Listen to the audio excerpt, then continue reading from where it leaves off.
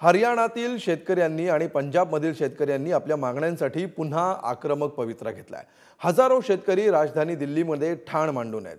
आता या आंदोलनासंदर्भामध्ये एक महत्त्वाची माहिती समोर आली आहे। दिल्लीतील शेतकरी आंदोलनामध्ये माओवाद्यांचा सहभाग असल्याची गुप्त माहिती महाराष्ट्र नक्षल विरोधी पथकाने दिली आहे। महाराष्ट्र नक्षल विरोधी अभियानाचे पोलीस महासंचालक संदीप पाटील यांनी ही माहिती दिली आहे। अर्बनमध्ये पण दोन गोष्टी आहेत। एक फ्रंटल ऑर्गनायझेशन आहे जे वेगवेगळ्या जनसंघटनांमध्ये ओपनली काम करतात आणि एक भूमिगत संघटन आहे, त्याला क्रांतिकारी संघटन म्हणतात, रिव्होल्युशनरी ऑर्गनायझेशन।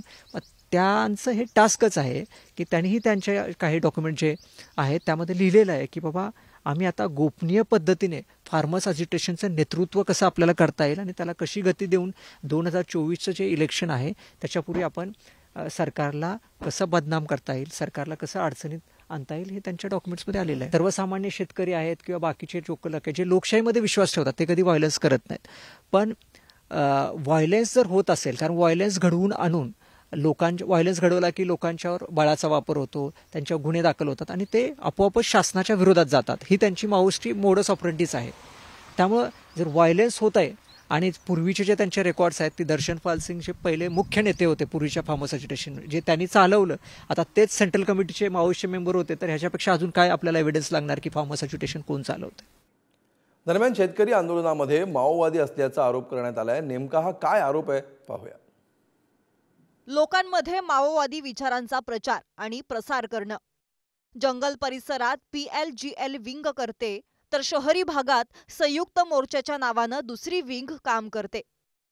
शहरी भागात माओवाद्यांचा फ्रंटल आणि भूमिगत अशा दोन विंग काम करतात।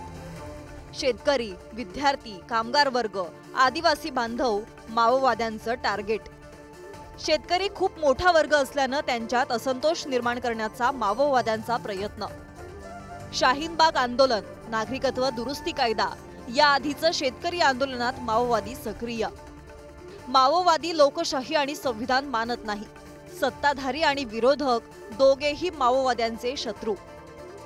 जिथे सरकार विरोधात आंदोलन असतं तिथे माओवाद्यांचा सहभाग असतो। निवडणुकांच्या काळात नागरिकांमध्ये संभ्रम निर्माण करून लोकशाही संपवायची हा त्यामागचा मुख्य उद्देश।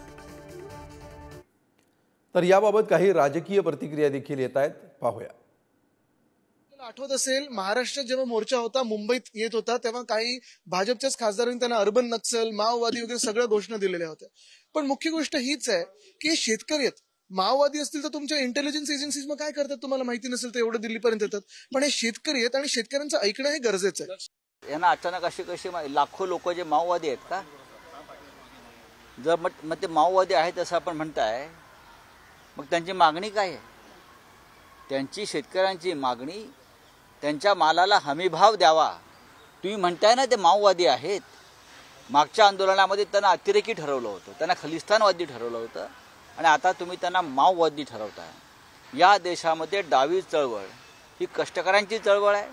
तुम्ही प्रत्येक वेळेला डाव्या चळवळीला माओवादी नक्षलवादी ठरवणार असाल तर मला असं वाटतं कधीतरी या विचारांचा स्फोट होईल। हजारो शेतकरी जेव्हा आंदोलनात येतात तेव्हा त्याच्यात जर कोणी एखादा शिरत असेल तर त्याचा दोष त्या आंदोलनाला का दिला जातोय? तुमची यंत्रणा आहे, तुम्ही त्या नक्षलवादी म्हणतो त्यांना पकडा ना, पण तुम्ही त्यांच्या आडोशाने हे आंदोलन बदनाम करून या आंदोलनावर ड्रोननी हल्ले करणं, या आंदोलनावर गोळ्या चालवणं, आता रबर बुलेट चालवतात आहेत, आज तर त्यांनी एक असली बुलेटसुद्धा दाखवलेली आहे। हे जे आहे हा अतिरेकीपणा आहे। राज्याचे पोलीस उपमहानिरीक्षक संदीप पाटील यांनी माओवादी असं म्हटलेलं आहे। त्यांनी शेतकऱ्यांना माओवादी म्हणायच्या आधी या महाराष्ट्रामध्ये भर पोलीस चौकीमध्ये आमदार गोळीबार करतायत, ते काय नक्षलवादी आहेत का अतिरेकी आहेत याचा तपास घ्यावा। जर या देशाच्या राजधानीमध्ये शेतकरी आपल्या कुटुंब कबिल्यासाठी जात असतील आणि त्यांना जर तुम्ही माओवादी म्हणून हिणवणार असाल तर हा बळीराजा एक दिवस तुम्हाला उपाशी ठेवल्याशिवाय राहणार नाही, हे ध्यानात ठेवा।